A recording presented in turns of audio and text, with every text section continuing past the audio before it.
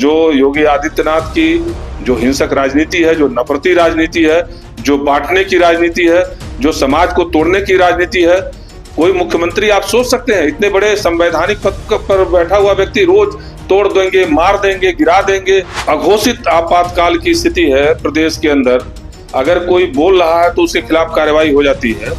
तो ये सब भारत के संविधान पर हमला है, ये बाबा साहब के संविधान पर हमला है। उत्तर प्रदेश में पूरी तौर पर पुलिस बेलगाम है। उत्तर प्रदेश में लगातार आप देखिए, यादव हो, मुस्लिम हो, ब्राह्मण समाज हो, सबके ऊपर हमले हो रहे हैं। इस देश के अंतिम व्यक्ति की बात करना ये कांग्रेस के चरित्र में है, उसके डीएनए में है। अभी हमारे साथ बातचीत करने के लिए विश्वविजय सिंह हमारे साथ मौजूद हैं, प्रदेश उपाध्यक्ष कांग्रेस के। इससे बातचीत करेंगे और ये समझने का प्रयास करेंगे कि हरियाणा चुनाव में जिस तरीके से समाजवादी पार्टी सॉफ्ट रुख अपना रही है सीटों को शेयरिंग के लेकर, और जिस तरीके से इंडिया गठबंधन के कह सकते हैं गठबंधन का पालन करते हुए समाजवादी पार्टी नजर आ रही है, क्या वो इसका इशारा है कि आने वाले उपचुनाव में जिस तरीके से समाजवादी पार्टी उत्तर प्रदेश में मजबूत है, वो कांग्रेस को कितनी सीटें देने वाली है? इसी विषय को लेकर हमारे साथ बातचीत करने के लिए विश्वविजय सिंह है। बहुत बहुत स्वागत है आपका। धन्यवाद। सबसे पहला सवाल तो यही, जिस तरीके से हरियाणा चुनाव को लेकर समाजवादी पार्टी सॉफ्ट रुख अपनाई हुई है, एक भी सीटों को लेकर उन्होंने डिमांड नहीं किया, और सबसे बड़ी बात यह है कि इंडिया गठबंधन में रहते हुए गठबंधन धर्म का पालन करने की बात अखिलेश यादव ने कही है।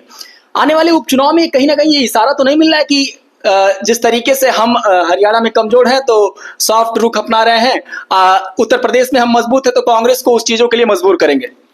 नहीं, कोई मजबूर करने का सवाल नहीं है। राहुल गांधी जी, अखिलेश यादव जी दोनों दलों के राष्ट्रीय नेता हैं और इंडिया गठबंधन की आपस की समझदारी है। तो जहां जैसी परिस्थिति है उस परिस्थिति के अनुसार इंडिया गठबंधन के नेता निर्णय ले रहे हैं। हरियाणा में कांग्रेस पार्टी पूरी तौर से कांग्रेस पार्टी के नेतृत्व में इंडिया गठबंधन चुनाव जीतने जा रहा है। जो भारतीय जनता पार्टी की जो अराजकता रही है, जो भारतीय जनता पार्टी के नेतृत्व में हरियाणा के किसानों का उत्पीड़न रहा है, उस सब सवालों को लेकर के जो भ्रष्टाचार का सवाल रहा है, इंडिया गठबंधन कांग्रेस पार्टी के नेतृत्व में हरियाणा के अंदर चुनाव जीतने जा रही है। उत्तर प्रदेश में भी जो 10 सीटों पर उपचुनाव हो रहे हैं, कांग्रेस पार्टी और समाजवादी पार्टी मिलकर लड़ेगी और 10 का 10 सीट हम जीतने जा रहे हैं। कहीं भी उत्तर प्रदेश के अंदर दुविधा नहीं है। जो अच्छा, उत्तर प्रदेश में क्या लगता है आपको, जिस तरीके से समाजवादी पार्टी मजबूत है और अभी हाल ही में हुए लोकसभा के चुनाव में 37 सीटें जिस तरीके से समाजवादी पार्टी ने जीती, आपको ऐसा नहीं लगता कि यहाँ पे समाजवादी पार्टी की बात कांग्रेस को माननी चाहिए, जिस तरीके से अभी वहां पे गठबंधन धर्म का पालन समाजवादी पार्टी कर रही? नहीं, वो दोनों नेताओं के कांग्रेस पार्टी और समाजवादी पार्टी आपस में चर्चा करती है। हमारा शीर्ष नेतृत्व चर्चा करता है और जो उचित फैसला होता है वो दोनों हमारा जो नेतृत्व है इंडिया गठबंधन उसको तय करती है।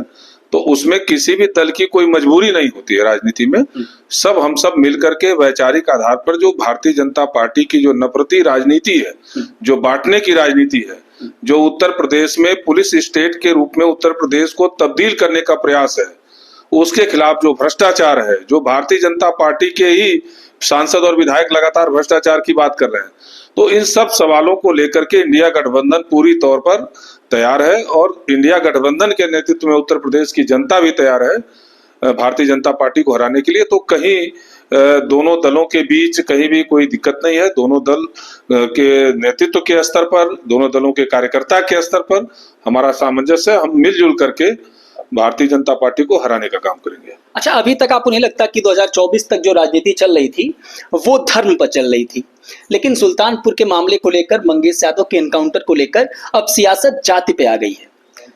जाति एनकाउंटर को लेकर आपका क्या मानना है कि योगी सरकार जाति देखकर एनकाउंटर करवा रही है, योगी की प्रशासन जाति देखकर एनकाउंटर करवा रही है?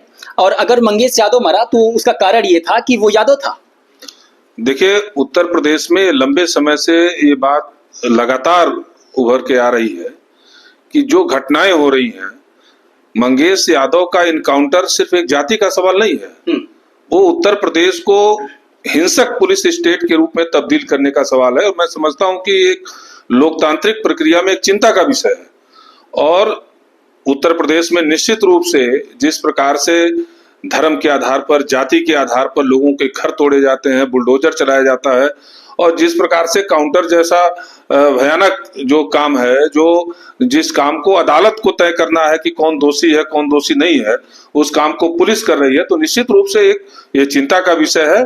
और उत्तर प्रदेश की सरकार जाति और धर्म के आधार पर इस राज्य को बांटना चाहती है, और निश्चित रूप से जो मंगेश यादव जैसी घटनाएं जो हो रही हैं वो इस बात का प्रमाण है कि उत्तर प्रदेश की जनता को, उत्तर प्रदेश का जो समाज है उसको कहीं न कहीं से भारतीय जनता पार्टी और संघ नफरत की आग में झोंकना चाहती है, और इस तरह की घटनाएं इसका एक प्रमाण है। बुलडोजर कार्रवाई को सही मानते हैं या गलत मानते हैं? किसी भी दशा में बुलडोजर की कार्रवाई को सही नहीं माना जा सकता है। कांग्रेस पार्टी शुरू से संविधान को मानती है, न्यायपालिका को मानती है। हमारा विश्वास न्यायपालिका के अंदर है। बुलडोजर कार्रवाई की शुरुआत इंदिरा गांधी के आपातकाल के समय हुआ। नहीं, इंदिरा गांधी जी ने कहीं बुलडोजर नहीं चलाया था, और आपातकाल में कांग्रेस के नेतृत्व ने जो आपातकाल की गलतियां थी उसको स्वीकार किया, उससे माफी मांगा। और कहीं भी कांग्रेस पार्टी इंदिरा जी के समय भी कहीं बुलडोजर नहीं चला था। भारतीय जनता पार्टी योगी आदित्यनाथ जी के नेतृत्व में जो उत्तर प्रदेश में बुलडोजर की कार्रवाई चला रही है, ये निश्चित रूप से धर्म, जाति और चेहरा देख करके जो कार्रवाई कर रही है, ये निश्चित रूप से देश के संविधान पर हमला है। इनका भरोसा देश की न्यायपालिका में नहीं है। मैं ये कह रहा हूं कि जब इस देश के अंदर एक लोकतांत्रिक प्रक्रिया है, एक न्यायपालिका की हमारी प्रक्रिया है, जिसके तहत लोग अपनी बात को रखते हैं, और फिर न्यायपालिका कौन दोषी है कौन दोषी नहीं है इस बात को तय करती है। किसी भी पुलिस को, किसी भी सरकार को ये तय जात देखकर एनकाउंटर का जो मामला है, आपको क्या लगता है किन जात को देखकर सबसे ज्यादा एनकाउंटर हो रहा है? उत्तर प्रदेश में लगातार आप देखिए, यादव हो, मुस्लिम हो, ब्राह्मण समाज हो, सबके ऊपर हमले हो रहे हैं। और मैं तो वही बात मैं कहने की कोशिश कर रहा हूं। अखिलेश यादव का ये तथ्य कि जाति देखकर और यादव देखकर एनकाउंटर हो रहा है या मुस्लिम देखकर एनकाउंटर हो रहा है, ये कहां तक वाजिब है? और उसके बाद राहुल गांधी ने भी ट्वीट करके ये पोस्ट किया। हालांकि उनका पोस्ट इस चीज से अलग था कि जाति देखकर उन्होंने कहा कि कानून और संविधान की धज्जियां उड़ाई जा रही हैं। जिस तरीके से राहुल गांधी का वो ट्वीट था उसको जायज ठहराया जा सकता है, लेकिन अखिलेश यादव का ये ट्वीट कि यादव समाज को हाशिए पर रखा जा रहा है। देखिए, किसी भी दशा में अखिलेश जी ने जो बात कही, उस बात में जिस प्रकार का उत्तर प्रदेश के अंदर सरकार चलाने का प्रयास हो रहा है, जिस प्रकार से नागरिकों के साथ भेदभावपूर्ण तरीके की कार्रवाई की जा रही है सरकार के द्वारा, और कांग्रेस पार्टी तो कभी भी इस प्रकार के चीजों के पक्ष में नहीं रहती है। कांग्रेस पार्टी न्यायपालिका का सम्मान करती है। हमारा ये कहना कि उत्तर प्रदेश को और कांग्रेस पार्टी कभी भी पुलिस स्टेट के रूप में तब्दील करने की किसी भी कोशिश का विरोध करती है। आदरणीय राहुल गांधी जी ने इस बात को कहा कि भाई कौन दोषी है कौन नहीं दोषी है, ये तय करने का अधिकार न्यायालय को है, ये तय पुलिस नहीं करेगी। पुलिस बेलगाम हो गई है सरकार में। उत्तर प्रदेश में पूरी तौर पर पुलिस बेलगाम है। ये विपक्ष के साथ साथ भारतीय जनता पार्टी का एक विधायक बगल के जिले में, सिद्धार्थनगर में, पुलिस के खिलाफ धरने पर बैठा है, विनय वर्मा। तो इस सरकार के अंदर ही लोग पुलिस के ऊपर सवाल कर रहे हैं। निश्चित रूप से उत्तर प्रदेश में पुलिस बेलगाम है। पूरी तौर पर सरकार पुलिस के आधार पर चलाने का प्रयास करे, और मैं तो ये कहता हूं कि ये पुलिस स्टेट के रूप में इसको तब्दील कर दिया गया है। लोकतंत्र में इसका कोई स्थान नहीं है। लोकतंत्र में हर चीज की प्रक्रिया है, संविधान में हर चीज की प्रक्रिया है। भारतीय जनता पार्टी और आरएसएस का भारत के संविधान में कोई भरोसा नहीं रहता है, और इसलिए समय समय पर उनके द्वारा जो कार्रवाइयां होती हैं वो संविधान के खिलाफ होती हैं, संविधान के विरोध में जाती हैं। तो जो इस तरह की घटनाएं हो रही हैं, वो घटनाएं निश्चित रूप से दुर्भाग्यपूर्ण है। मैं समझता हूं कि किसी भी अपराधी को, किसी भी अपराध को जाति के नजरिए से देखना ये उचित नहीं है।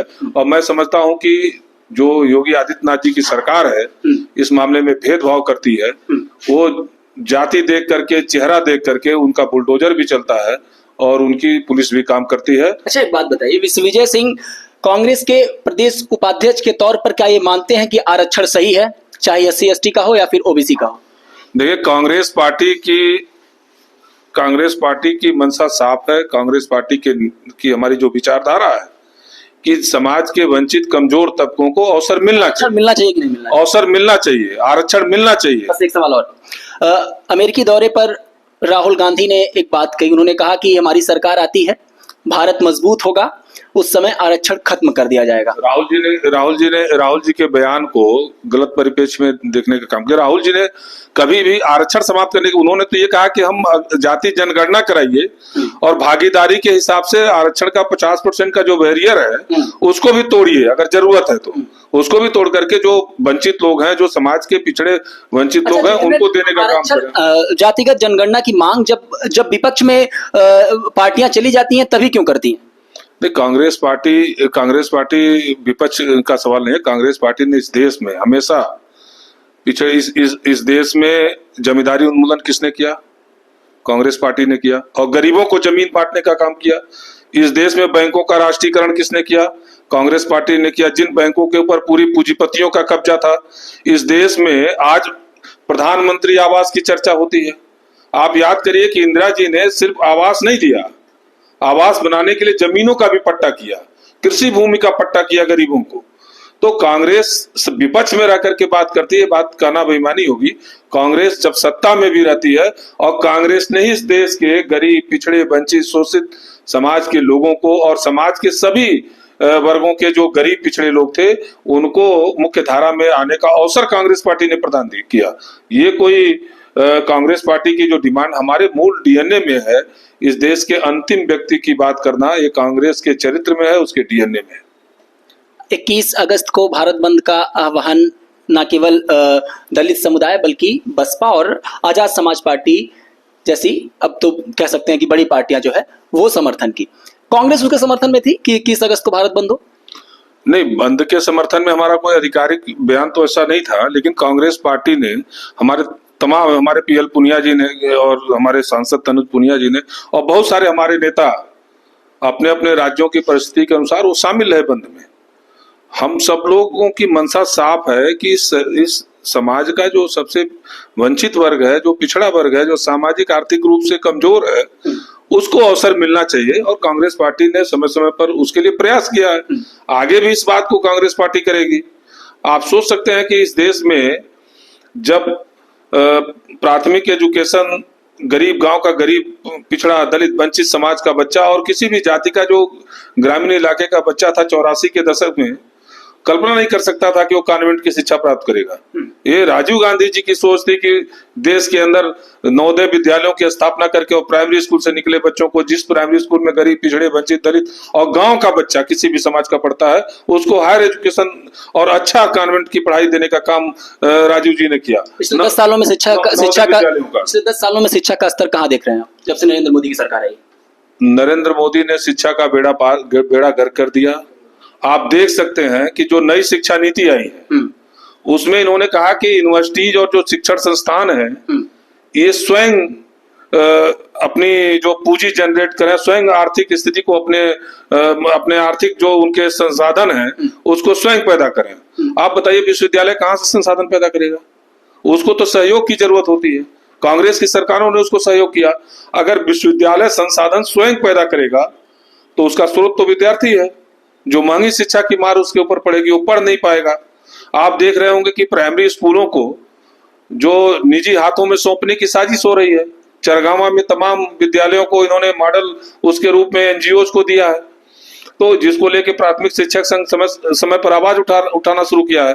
पूरा जो विश्वविद्यालयों को अनुदान मिलता था, जो रिसर्च के लिए अनुदान मिलता था, वो सब चीजों को बंद कर रही है धीरे धीरे सरकार। एक आखिरी सवाल आपसे कर रहे हैं, जिस तरीके से 2000 अभी तो मान लीजिए फिलहाल उपचुनाव होने वाला है, लेकिन आने वाले समय में 2027 का चुनाव है, जिस तरीके से कांग्रेस पार्टी उत्तर प्रदेश में दलित समुदाय को समझाने में सफल रही लोकसभा के चुनाव में, आने वाले 2027 के चुनाव में जिस तरीके से 24 के चुनाव में संविधान बचाने के नाम पर और जिस तरीके से समाजवादी पार्टी पीडीए के नाम पर एक मजबूत वोट बैंक हासिल की, अगर इंडिया गठबंधन कायम रहा, क्या उसी तरीके का परिणाम आने वाले उपचुनाव में और साथ में 27 के चुनाव में देखने को मिलेगा? देखिए, उत्तर प्रदेश में भारतीय जनता पार्टी और योगी आदित्यनाथ की सरकार को जनता ने नकार दिया है, और जो आने वाला जो भी चुनाव होगा, सब चुनाव में भारतीय जनता पार्टी हारेगी। कांग्रेस पार्टी कभी भी जो हमारे एससी समाज के लोग हैं, जो हमारे पिछड़े वंचित समाज के लोग हैं, उसको वोट बैंक के नजरिए से नहीं देखती है। हम जब संविधान बचाने की बात कर रहे हैं तो उसका मजबूत आधार है। लगातार ये जो बुलडोजर की कार्रवाई है, जो न्यायालय से न्याय दिलाने के बजाय पुलिस न्याय देने पर आमदा है, और अघोषित आपातकाल की स्थिति है प्रदेश के अंदर, अगर कोई बोल रहा है तो उसके खिलाफ कार्रवाई हो जाती है, तो ये सब भारत के संविधान पर हमला है, ये बाबा साहब के संविधान पर हमला है। और कांग्रेस पार्टी के नेतृत्व में इस देश का संविधान बना था। इस देश की आजादी की लड़ाई कांग्रेस पार्टी के नेतृत्व में हुई है। कांग्रेस पार्टी ने के नेतृत्व में इस देश के संविधान को सरकार ने और देश की जनता ने स्वीकार किया था। इसलिए हम सिर्फ सरकार बनाने की लड़ाई नहीं लड़ते, हमारे सामने इस देश में लोकतंत्र बचा रहे उसकी भी लड़ाई कांग्रेस पार्टी लड़ती है। और निश्चित रूप से 2027 का जो चुनाव होगा वो इंडिया गठबंधन के अंदर उत्तर प्रदेश के अंदर भारी बहुमत से जीतेगा। और जो योगी आदित्यनाथ की जो हिंसक राजनीति है, जो नफरती राजनीति है, जो बांटने की राजनीति है, जो समाज को तोड़ने की राजनीति है, कोई मुख्यमंत्री आप सोच सकते हैं इतने बड़े संवैधानिक पद पर बैठा हुआ व्यक्ति रोज तोड़ देंगे, मार देंगे, गिरा देंगे, उड़ा देंगे, इस तरह की बात होती है? ये बात ही ये संविधान के खिलाफ है। और निश्चित रूप से मैं समझता हूं कि इंडिया गठबंधन के नेतृत्व में उत्तर प्रदेश के अंदर निश्चित रूप से भारतीय जनता पार्टी को इंडिया गठबंधन हराएगी और इंडिया गठबंधन चुनाव जीतेगी। यहाँ पे आने वाले दिनों में मजबूत सरकार, लोकतांत्रिक सरकार उत्तर प्रदेश के अंदर बनेगी। तो ये हमारे साथ विश्वविजय सिंह हैं। तमाम बातों का चर्चा यहाँ पे हुआ। अभी हरियाणा चुनाव से लेकर उपचुनाव और 27 के चुनाव तक बातें पहुंची। बातें आरक्षण को लेकर जिस तरीके से सियासत चल रही है उस पर भी हुई। इस पर आपकी क्या प्रतिक्रिया है? अपनी प्रतिक्रिया जरूर दीजिएगा। बने रहें उत्कर्ष पत्रिका के साथ। मैं था आपके साथ विक्की सिंह।